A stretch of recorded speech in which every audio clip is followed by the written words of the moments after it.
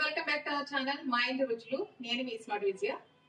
ఈ రోజు నేను చింతకాయ పులుసు వేసి చేపల పులుసు అయితే చేస్తానండి.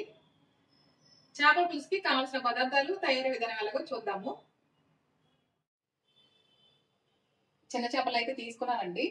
ఇవి క్లీన్ చేసుకున్న తర్వాత 2-3 సార్లు అయితే శుభ్రంగా కడిగి కొంచెం పసుపు కలిపి అయితే ఉంచాను.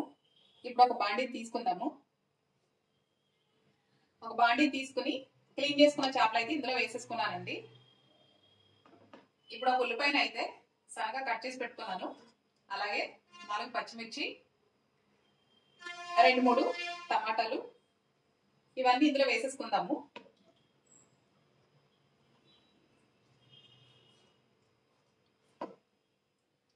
ఇవన్నీ వేసుకున్న తర్వాత కొద్దిగా పసుపు, ఆల్రెడీ ముందే వేసుకున్నాం కాబట్టి తక్కువే వేస్తున్నాను. అలాగే రుచికి సరిపడా ఉప్పు,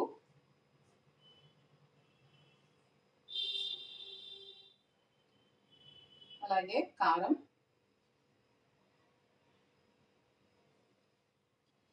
ఇప్పుడు ఒక 2 గరిటెలు ఆయిల్ అయితే వేసుకోవాలండి. ఈ చేపల పులుసు అయితే నేను చాలా సింపుల్ గా చేస్తున్నాను. అన్ని వేసుకున్న తర్వాత ఒకసారి మనం బాగా కలుపుకోవాలండి. ఇలా మొత్తం ఒకసారి కలుపుకున్న తర్వాత తగినంత వాటర్ అయితే వేసుకోవాలి.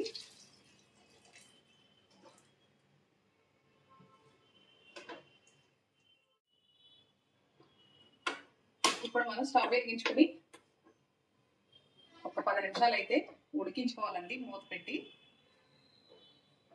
ఈలోపు చింతకాయలను కూడా ఉడికించేసి మీకు పులుసు తీసి అయితే చూపిస్తాను. ఒక 10 నిమిషాలు ఇలా ఉడికిన తర్వాత చింతకాయ పులుసును కూడా వేసుకుందామండి.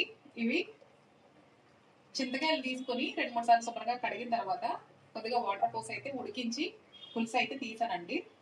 ఇప్పుడు పులుసును కూడా వేసేసుకుంటున్నాను. చింతకాయ పులుసు వేసిన తర్వాత గరిటె పెట్టకుండా ఒకసారి బాగా కలుపుకోవాలండి.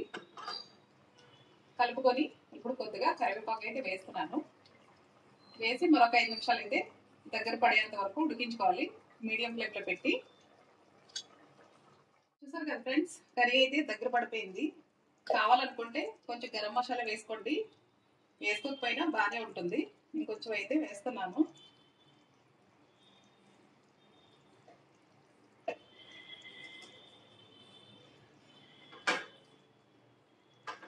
ఇలా కలుపుకున్న తర్వాత ఒక 2 నిమిషాలు మీడియం ఫ్లేమ్లో పెట్టి ఉడికించుకుని స్టవ్ ఆఫ్ చేసేసుకుందాము. కర్రీ అయితే రెడీ అయిపోయిందండి. స్టవ్ ఆఫ్ చేసేస్తున్నాను. చూసారు కదా ఫ్రెండ్స్, ఎంతో టేస్టీగా ఉండే చింతకాయ పులుసు వేసిన చేపల పులుసు అయితే రెడీ అయిపోయింది. ఈ రెసిపీ నచ్చినట్లయితే లైక్ చేయండి, షేర్ చేయండి. నా ఛానల్ ఫస్ట్ టైం చూసినట్లయితే సబ్స్క్రైబ్ చేయండి ఫ్రెండ్స్. ఇప్పుడు ఒక బౌల్లోకి అయితే తీసి చూపిస్తాను. చూసారు కదండి, వేడి వేడి చేపల పులుసు అయితే రెడీ అయిపోయింది. ఈ రెసిపీ మీకు కూడా నచ్చింది అనుకుంటున్నాను. తప్పకుండా ట్రై చేసి నాకు కామెంట్ చేయండి. మరొక రెసిపీతో మళ్ళీ మీ ముందుకు వస్తాను. Bye friends.